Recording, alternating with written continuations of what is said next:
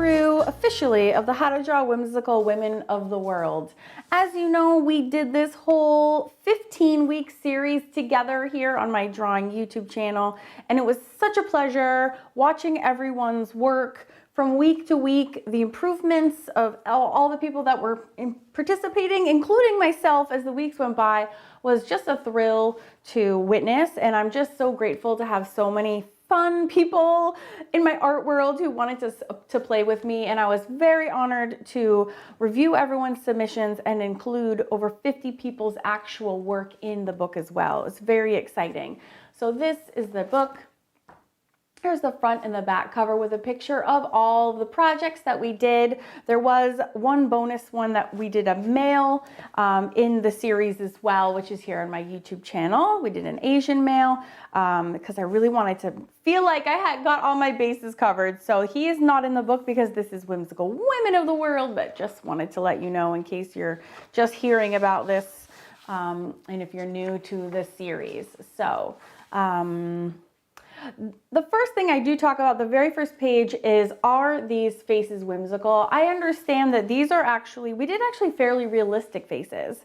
And the first page of the book, I just want to explain that the whimsical comes from more of a mental standpoint, because I think if your aim is to create a whimsical face versus a realistic face, it just takes all the pressure off, because you don't have to be realistic then.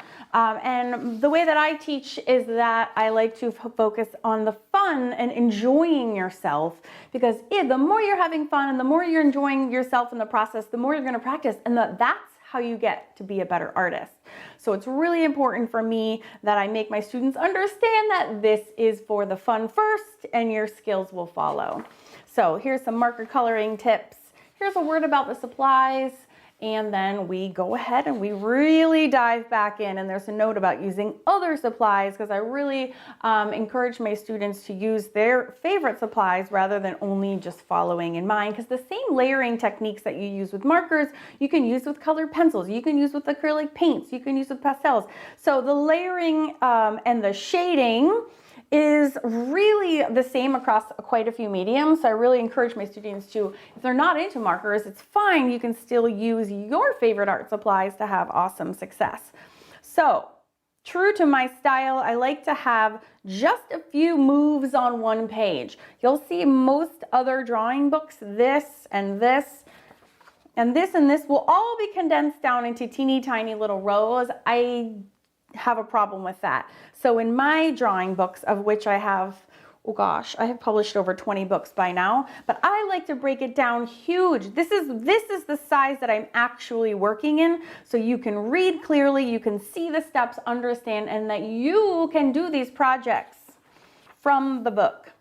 Okay, and of course there's links to the videos here as well. So step by step, 2 steps is as many as you'll usually see in terms of the drawing. Now, in terms of the coloring, I do break it down into 4 because it's easy to kind of sweep your eyes across the page and get a good understanding of what colors and what layering. And I specifically don't list my colors because everyone has different art supplies. Everyone, even if you own Copics, might have different colors. So you're fine, and I really want to encourage you to use your colors and your art supplies, which is why I don't specifically call out the colors. If you are interested in learning of the specific colors, you can definitely sign up to join my Fun Fab Drawing Club or buy the course. Full course is available at Awesome Art School, as well as a standalone where all of these are in real time. Look at the beautiful work of my students. This just makes me so happy. We have a graphite version, pan pastels. This is pro markers and white Sharpie, and this is watercolor paint and pencils. So everyone was encouraged to use their own colors and art supplies, and perfect example of why I strongly recommend that you do you. Take the information about layering, shading, and apply it to your own art supplies. And that's exactly what my students did, and they did a phenomenal job. So again here, this is repeating the same steps that we did with the Native Americans. So you'll see that we're doing 2 steps a page, but that's as small as we're going to get. All right, so again, step by step, showing you the colors and how I swatch out before we begin. And then layer by layer, art supply by art supply, using the use of a template circlet. So I'm giving you all my best tips and tricks. And again, we have various students doing their work in their favorite art supplies. Stabilo, that's a water-soluble pencil. Look at how beautiful that is. This is alcohol markers, but Pam brings her own style to this. It's quite different from mine, so I love, love, love including it here. This is watercolors, and Jamie Drake is doing watercolors and Prismacolor pencils there as well. So once again, start from scratch for each project. Also shows you the development of the hair, how we build up the nose with values and not with lines. That's a super important teaching point. So I've dedicated to its own page here. This is the Scottish lass.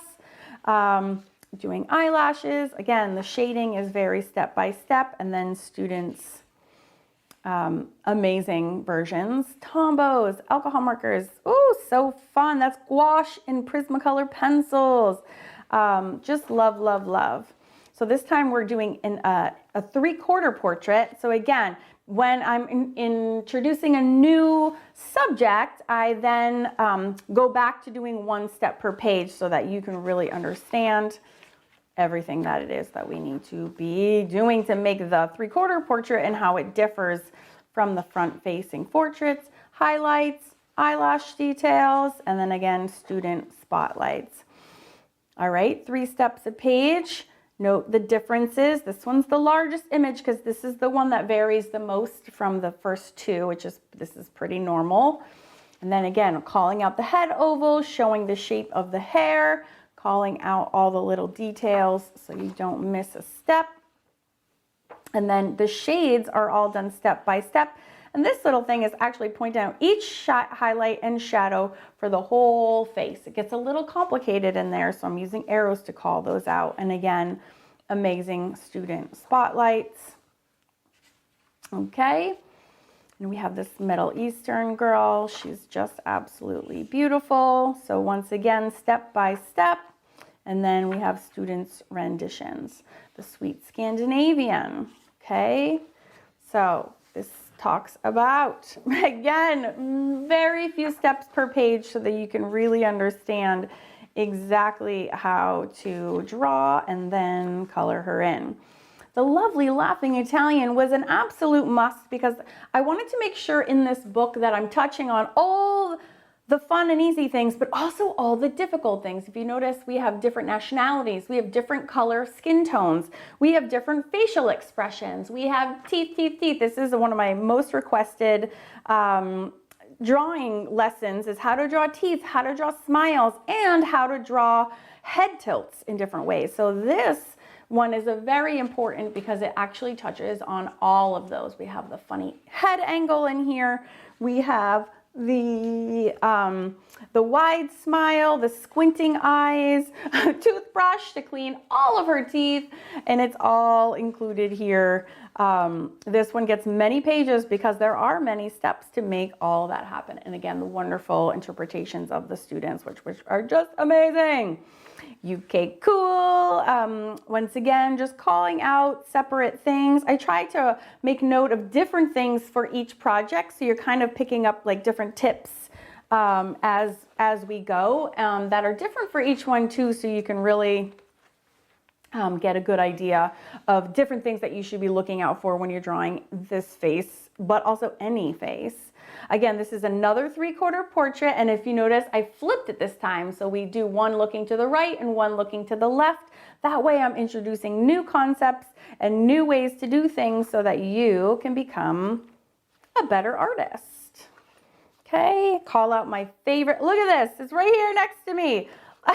Life size, that's so funny, I did not plan that. So again, I want you to know what are my favorite art supplies, how am I using them, where am I using them? Profile, that's a new point of view that we haven't done yet before. So 1, 2, 3, 4, very step by step. You can see the way that I build it up. And of course we have the videos as well. And the drawing portions of these are real time as well. So that's pretty exciting. The Alluring Ukrainian is also an unusual head tilt. So we're covering that with the guidelines every time.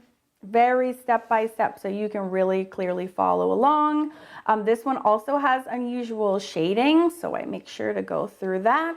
This one was a great learning opportunity as well, or teaching opportunity, because I made a mistake and I introduced gray, and I didn't care for that. So I made a very important point to call that out on this page, very specifically with saying, I used gray, it did not look good, you should not use gray, but instead use a skin tone.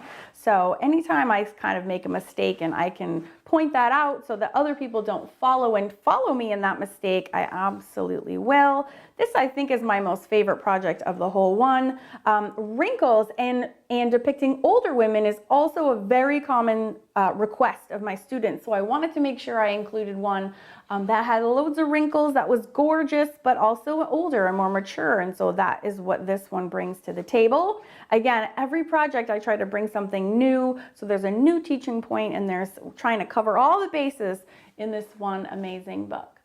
Okay, so obviously she has a lot going on. Introduced a new art supply here at the end, these Posca pens, which I love, love, love. So explain what those are.